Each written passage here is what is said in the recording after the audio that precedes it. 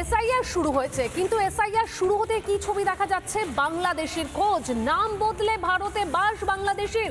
ছিলেন মহসিন গাজী, হয়ে গেলেন সাদাত আলী গাজী। হিঙ্গলগঞ্জের উত্তর বাঁকড়া এলাকায় বাস, 117 নম্বর বুথে বসবাস বাংলাদেশের মহসিন গাজীর। ভারতে এসে মহসিন গাজীর নাম বদল। সাদাত আলী গাজী নামে ভোটার কার্ড তৈরির অভিযোগ, পরিচয়পত্র বানিয়ে জায়গা কিনে দিব্যি বসবাস।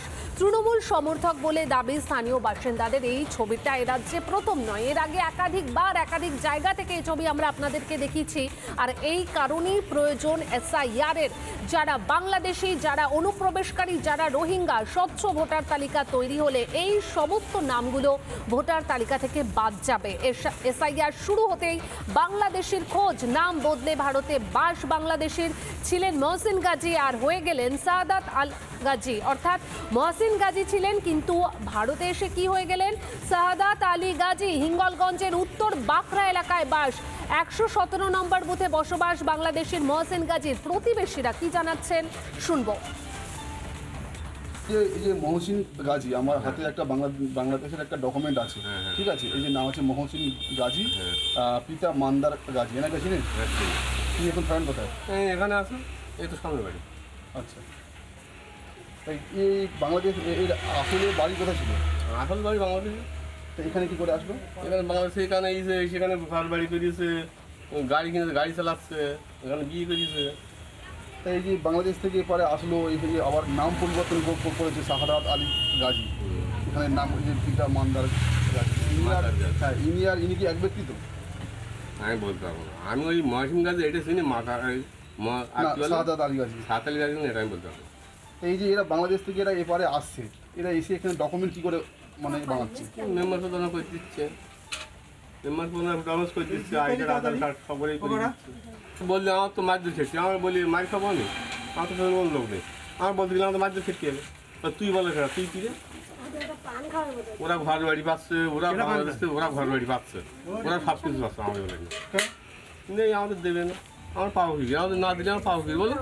এই যে মেম্বাররা এরা সবগুলো কোন দলের? TMC member.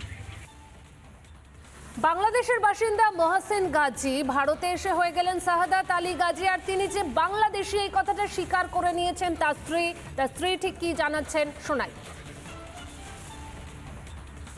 আর আপনার নাম কি জাহানারা বিবি? হ্যাঁ। আর আপনার স্বামীর নাম কি? ও সাদাত আলী গাজী।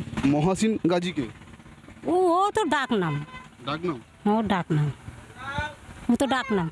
আর আসল নাম কি? আসল নাম জাহানারা বিবি। জাহানারা বিবি।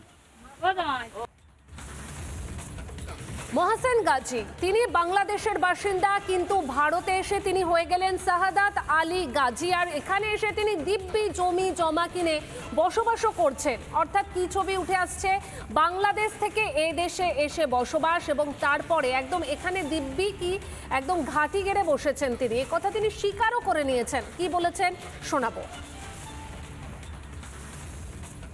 এই যে ভোটার লিস্ট আছে, এই যে সাদাত আলী গাজী, পিতা মান্দার গাজী, এটা কে? আমার আব্বা। আর এই সাদাত কে? আমি। আপনি? হ্যাঁ।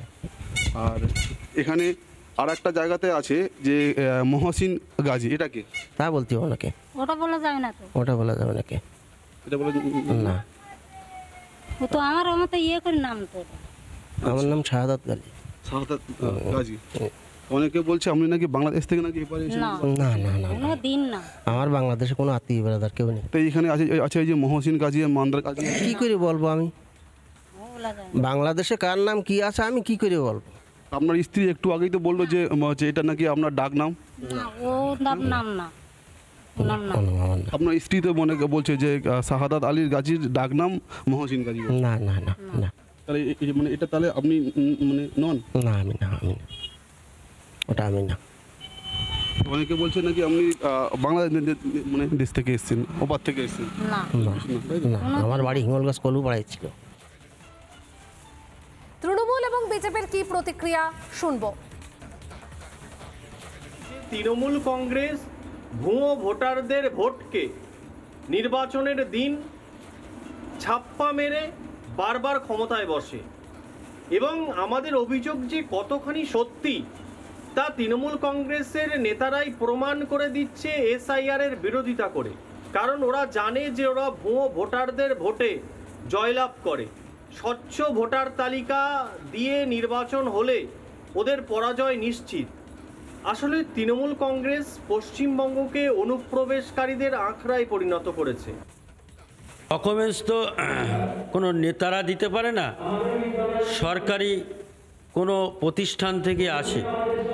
সুতরাং বিষয়টা যেহেতু এর আগে অজানা ছিল, বর্তমানে সেই বিষয়টা এসআইআর বা সরকারিভাবে বা নির্বাচন কমিশনের দপ্তর থেকে যখন জানা গেল, সুতরাং সেই জায়গায় আইনানুগ যে ব্যবস্থা আছে সেই ব্যবস্থা আইনের পথেই গ্রহণ করবে।